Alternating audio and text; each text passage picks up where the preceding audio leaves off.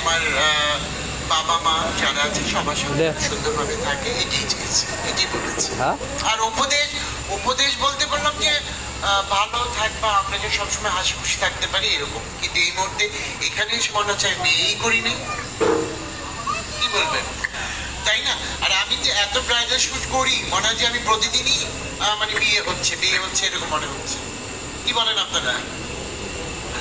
Thank you. আর আপনার কণ্ঠ শুনে আমি নিজেই তো মানে মানে কি বলবো, মনে হচ্ছে আপনি আমার নেক্সট মডেল নিয়ে নিব আপনাকে।